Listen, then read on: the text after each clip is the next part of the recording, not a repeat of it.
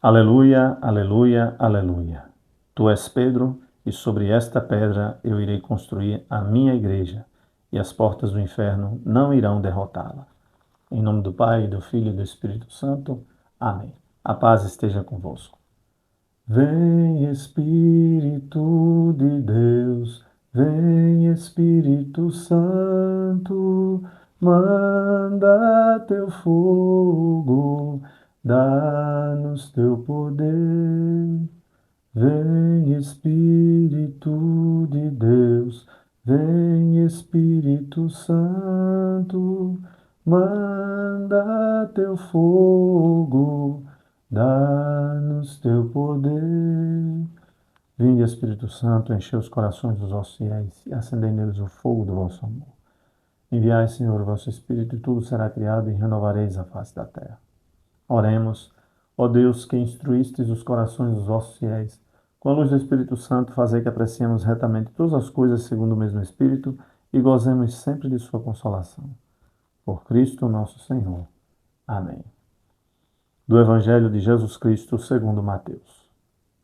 Naquele tempo, Jesus foi à região de Cesareia de Filipe e ali perguntou aos seus discípulos: Quem dizem os homens ser o Filho do Homem? Eles responderam: Alguns dizem que é João Batista, outros que é Elias, outros ainda que é Jeremias ou alguns dos profetas. Então Jesus lhes perguntou: E vós, quem dizeis que eu sou?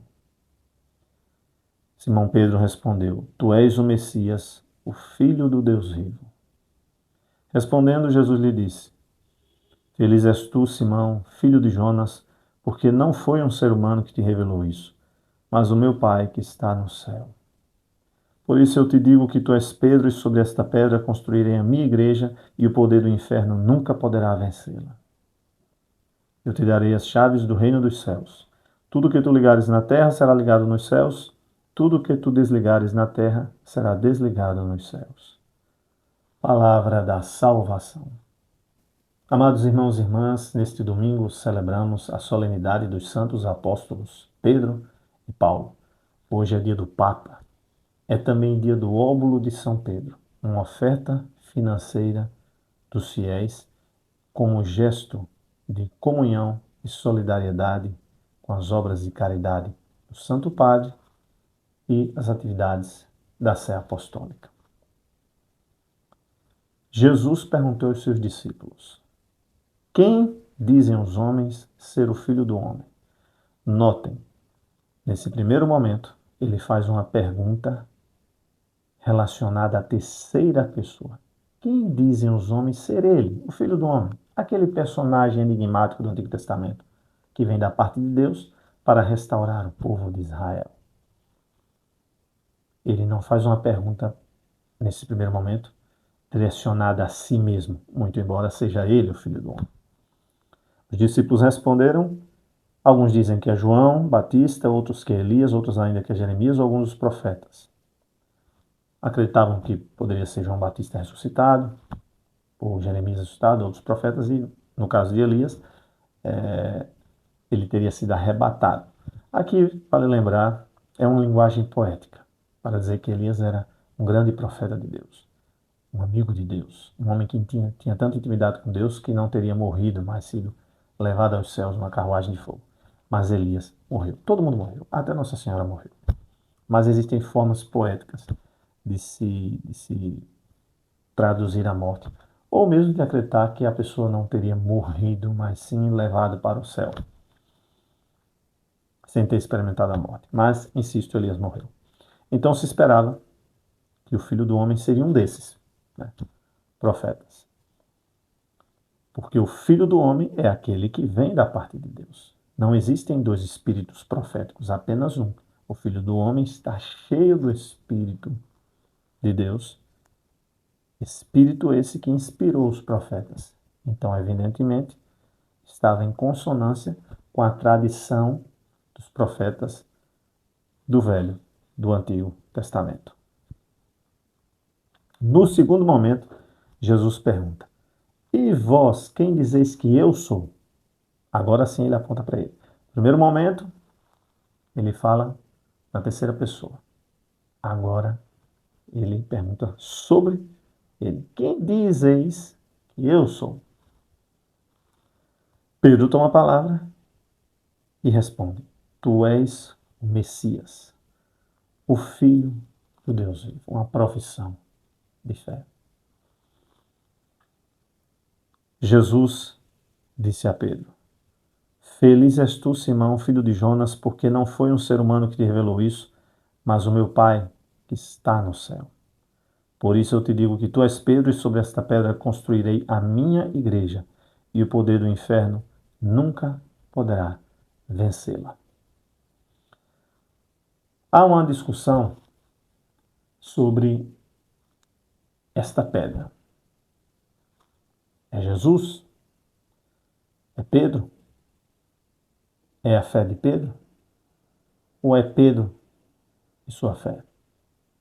Algumas hipóteses a gente já pode descartar de cara. Não, não é Jesus. Não faz sentido. Jesus disse: Pedro, tu és pedra, e depois apontaria para si mesmo, e sobre esta pedra edificarei a minha igreja. Então não faz sentido dizer isso. Não faz sentido essa hipótese. É a fé de Pedro, só a fé de Pedro, é uma hipótese protestante, não é católica. Não. Nós católicos cremos que é Pedro esta pedra e sua fé. Porque a fé pressupõe natureza. Parafraseando Santo Tomás de Aquino, dizia: graça pressupõe natureza. Agora eu digo eu: a fé pressupõe a natureza. Pedro, que tem fé, pois não há uma fé sem uma pessoa. A fé é dom de Deus e, ao mesmo tempo, resposta do ser humano movido por graça divina. Mas a fé pressupõe natureza. Então, esta pedra é Pedro. Alguém dirá: se é Pedro, deixa de ser Cristo? Não. Ora, Jesus disse, por exemplo: vós sois luz do mundo.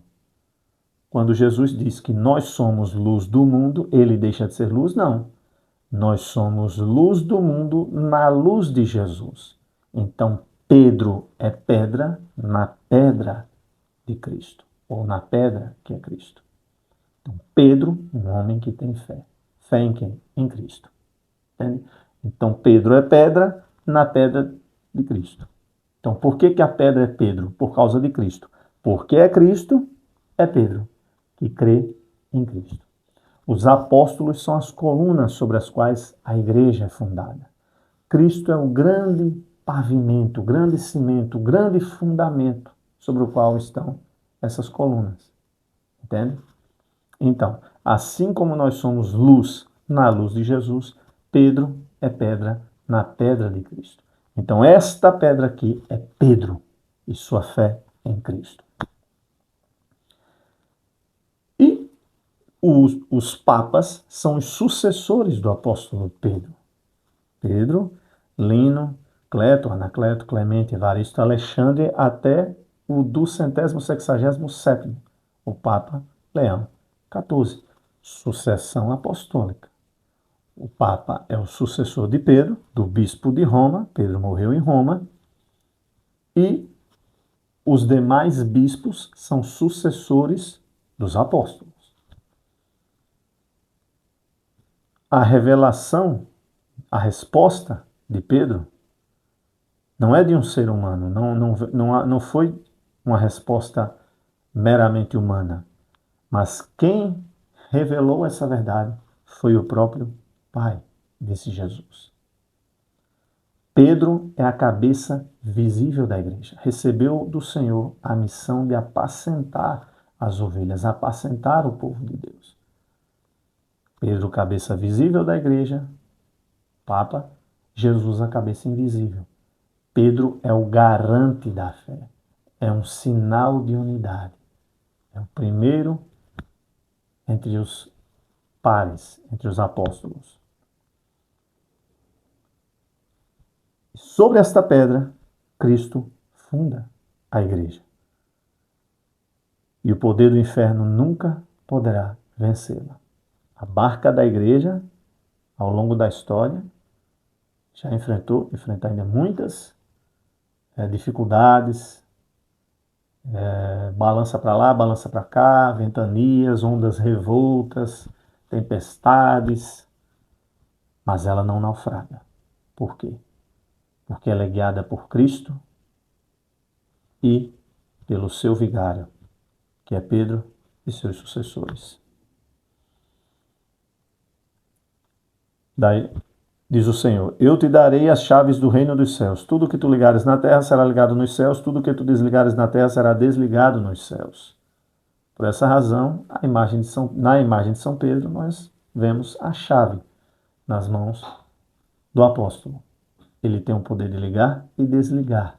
Aqui não apenas a questão do perdão dos pecados. O poder. Quem tem o poder de perdoar os pecados? O Filho do homem, o Filho de Deus, o Salvador, o Messias. O Pai do céu nos perdoa pelo seu Filho, que morreu por nós. Pelo sacrifício de Cristo, nós somos reconciliados com o Pai. E essa reconciliação se dá no sacramento da reconciliação, sacramento da confissão, sacramento da penitência, perdão dos pecados. Pois bem, a igreja continua a perdoar os pecados, a exercer esse poder, esse mistério, exatamente porque Cristo conferiu esse poder a Pedro e aos demais apóstolos. Mas esse ligar e desligar também diz respeito à legislação da igreja. O Papa tem a autoridade de legislar, ele é o legislador com L maiúsculo. Claro, é preciso discernir o que são questões circunstanciais. Ao longo da história, houve algumas questões circunstanciais, disciplinares, que passíveis de mudança, de crítica, de melhoras, algo que surgiu, depois deixou de existir, está tudo bem. Outra coisa é aquilo que é necessário para a nossa salvação. Aquilo que é verdade de fé, aquilo que não muda. Aquilo que faz parte do patrimônio espiritual, litúrgico, teológico, doutrinal da igreja.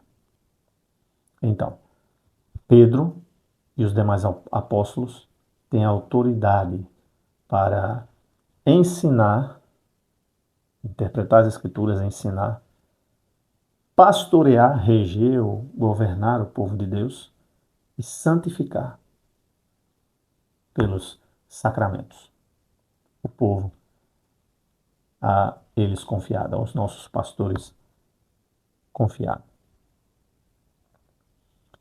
A imagem de Paulo, por sua vez, na imagem de Paulo, nós vemos a espada, porque ele foi decapitado. Paulo e Pedro eram judeus, mas Pedro pescador, Paulo fariseu e cidadão romano. Por ser cidadão romano, ele não foi crucificado como Pedro. Ele foi decapitado. Por isso que na imagem de Paulo, repito, há uma espada. Significa tanto a forma com a qual ele foi morto, pela qual ele foi morto por decapitação, mas também a espada da palavra de Deus, que penetra os nossos corações. Então tem esse duplo sentido. A espada na imagem de Paulo. A espada da palavra de Deus, que penetra os nossos corações, e a espada do martírio, uma vez que ele foi, repito, decapitado. Pedro, por sua vez, crucificado de cabeça para baixo, porque não se achava digno de ser crucificado como o Senhor. Os dois, Pedro e Paulo, foram pessoas com limitações. Fizeram coisas erradas.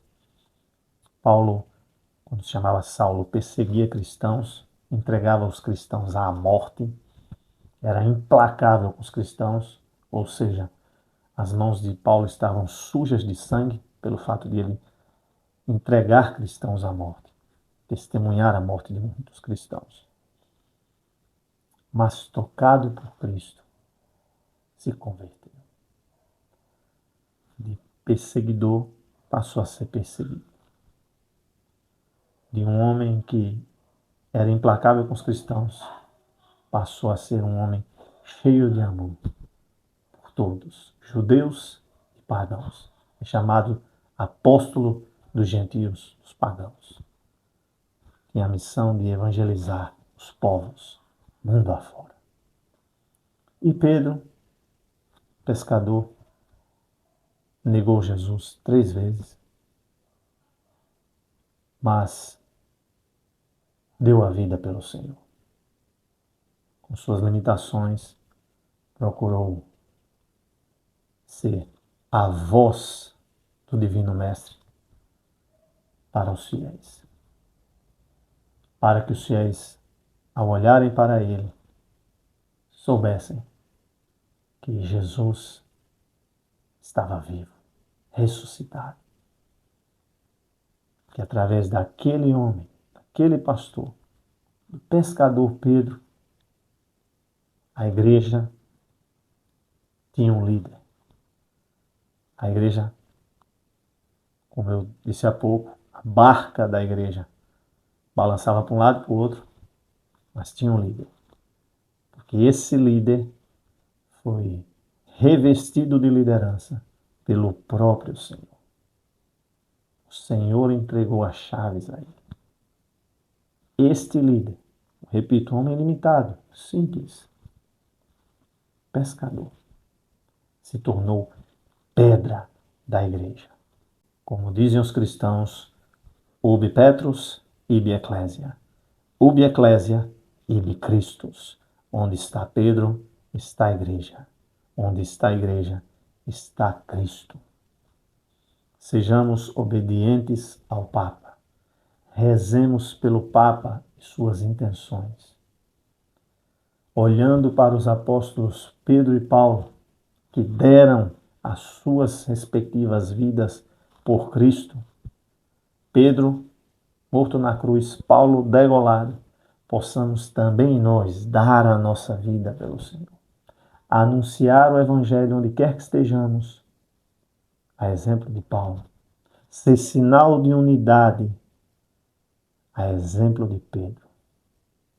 E ouvir a voz do bom pastor, que ecoa pela voz de seu vigário, o Santo Padre, o Sumo Pontífice, a ponte entre Deus e o povo de Deus. Cabeça visível da igreja, porque a cabeça invisível é Cristo, nosso Senhor. Assim como Jesus perguntou aos discípulos, e vós, quem dizeis que eu sou? Pergunta para nós hoje, e vós, quem dizeis que eu sou?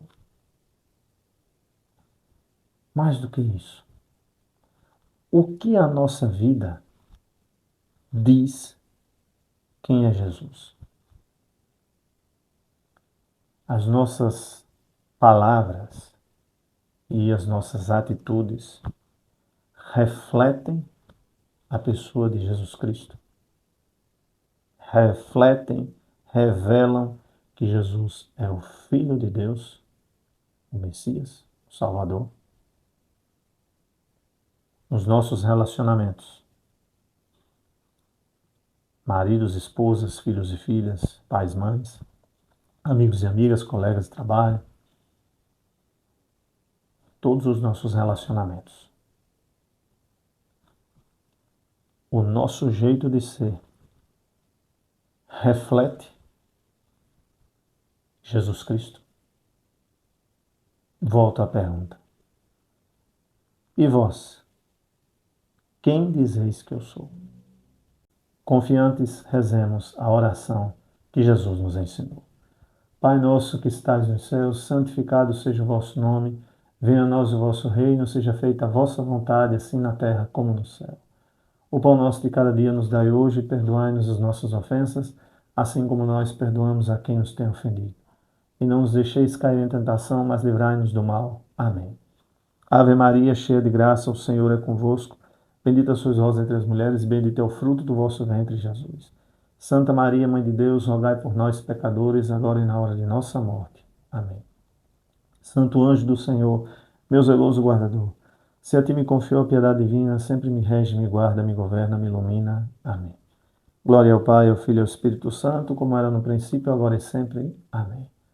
Pela intercessão dos bem-aventurados apóstolos Pedro e Paulo, abençoe-vos Deus Todo-Poderoso, Pai e Filho e Espírito Santo. Amém. Glorificai a Deus com vossa vida. Boa semana para todos. Paz e bem.